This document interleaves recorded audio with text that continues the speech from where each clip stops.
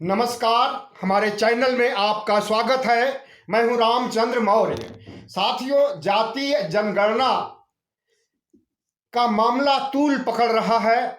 जब से बिहार सरकार ने जातीय जनगणना करानी शुरू की है, उसके बाद से देश के कई राज्यों में, चाहे वो तमिलनाडु हो, चाहे वो छत्तीसगढ़ हो, चाहे वो मध्य प्रदेश हो, चाहे वो उत्तर प्रदेश हो, हर जगह जातिगत जनगणना की मांग की जा रही है। और केंद्र सरकार पर दबाव डालने के लिए लगभग सभी विपक्षी पार्टियां जातिगत जनगणना के समर्थन में उतर आई हैं। सिर्फ भारतीय जनता पार्टी ही ऐसी पार्टी है जो जातिगत जनगणना का विरोध कर रही है, ओबीसी की जनगणना और ओबीसी के अधिकारों का मांग करने वालों के खिलाफ है, और केंद्र सरकार में रहते हुए इसे इनकार कर चुकी है जातिगत जनगणना करवाने से।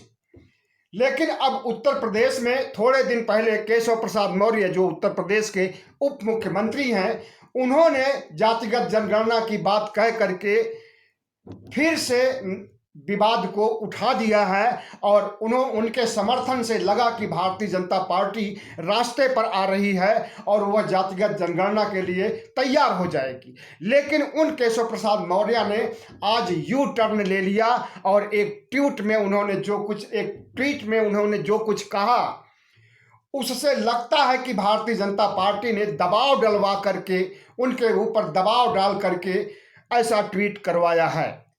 उन्होंने ट्वीट में लिखा है कि सबसे पहले इस जातिगत जनगणना एक ढोंग है, इसे बंद किया जाए, और अगर जातिगत जनगणना या पिछड़ी जातियों का उत्थान चाहते हैं अखिलेश यादव, तो वो पार्टी से इस्तीफा दे दें। मतलब केशव प्रसाद मौर्य ने ऐसी बातें कही हैं जो कि चौंकाने वाली है, जिसका कि जातीय जनगणना से कोई मतलब नहीं है और जातिगत जनगणना के खिलाफ है। और वही केशव प्रसाद मौर्य अभी कुछ दिन पहले जातिगत जनगणना का समर्थन किया था। लेकिन भारतीय जनता पार्टी में रह करके भारतीय जनता पार्टी की नीतियों का, उनके एजेंडों का विरोध करना अगर सही है तो केशव प्रसाद मौर्य को अपने स्टैंड पर अड़े रहना चाहिए था और अपनी बात को पार्टी से मनवाने की कवायद करनी चाहिए थी। लेकिन केशव प्रसाद मौर्य झुक गए और आला कमान ने उन्हें मजबूर कर दिया यू टर्न लेने के लिए। यू टर्न लेने पर स्वामी प्रसाद मौर्य, समाजवादी पार्टी के और बड़े नेता अखिलेश यादव ने जिस तरह से केशव प्रसाद मौर्य को घेरा है, केशव प्रसाद मौर्य की बोलती बंद हो गई है और उन्हें पिछड़ा विरोधी करार दिया जा रहा है। पिछड़ा विरोधी तो वैसे भारतीय जनता पार्टी है, जो कि सिर्फ सवर्णों की पार्टी है, लेकिन ओबीसी के वोट के बिना जीत नहीं पाती है। और ओबीसी के वोट के लिए प्रधानमंत्री नरेंद्र मोदी खुद ओबीसी बन जाते हैं और अपने को ओबीसी कहते हैं और कहते हैं कि हमें ओबीसी हैं और हमें वोट दीजिए। तो भारतीय जनता पार्टी का चाल चरित्र चेहरा, एक तरफ वो आरएसएस के साथ है, ब्राह्मणवाद की समर्थक है और मनुवादी सोच, मनुस्मृति वाली सोच को लागू करने के लिए पक्षधर है, और दूसरी तरह ओबीसी का वोट हासिल करने के लिए उसे तमाम तरह के सब्जबाग भी दिखाए जाते हैं। लेकिन धरातल पर काम करने के लिए, ओबीसी के अधिकारों को उन्हें देने के लिए भारतीय जनता पार्टी तैयार नहीं है, इसीलिए ओबीसी जनगणना करा नहीं रही है।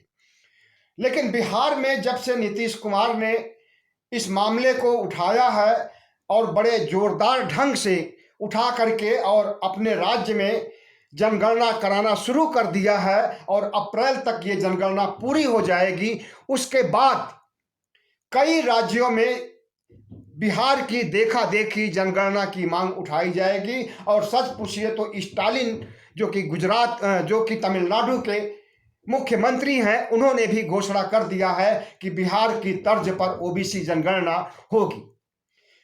छत्तीसगढ़ के मुख्यमंत्री भूपेश बघेल ने प्रधानमंत्री नरेंद्र मोदी को पत्र लिखा है कि ओबीसी जनगणना राष्ट्रीय स्तर पर कराई जाए, और नहीं कराई जाएगी तो छत्तीसगढ़ राज्य में बिहार की तर्ज पर जातीय जनगणना कराई जाएगी।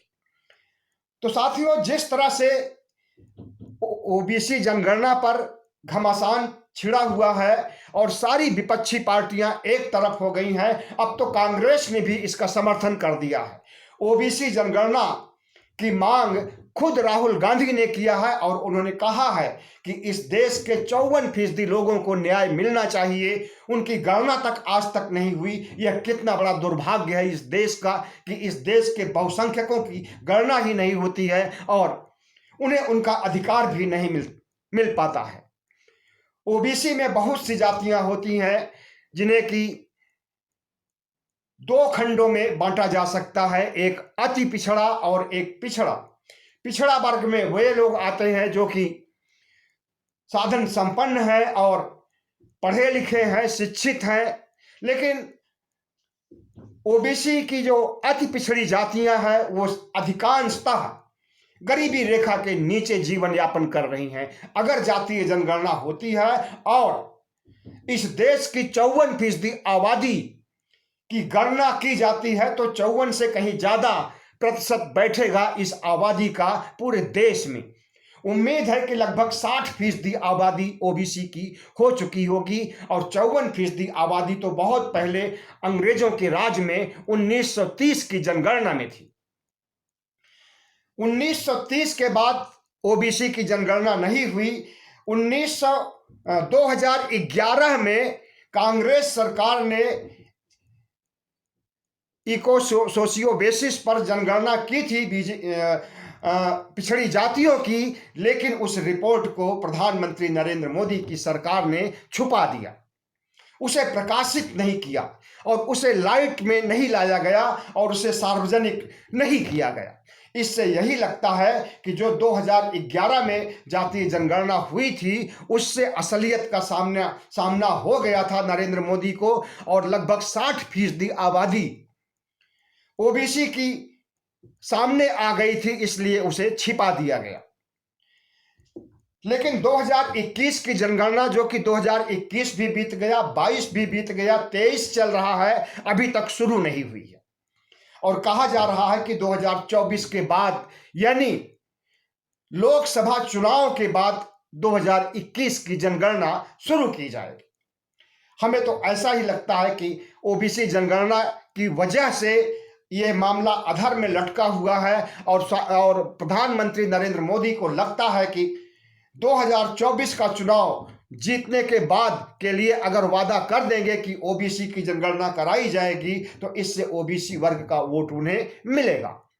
लेकिन ओबीसी जनगणना ने उसी तरह से राजनीतिक चेतना को जगाने का काम किया है जिस तरह से 1990 में मंडल आयोग ने चेतना जगाया था।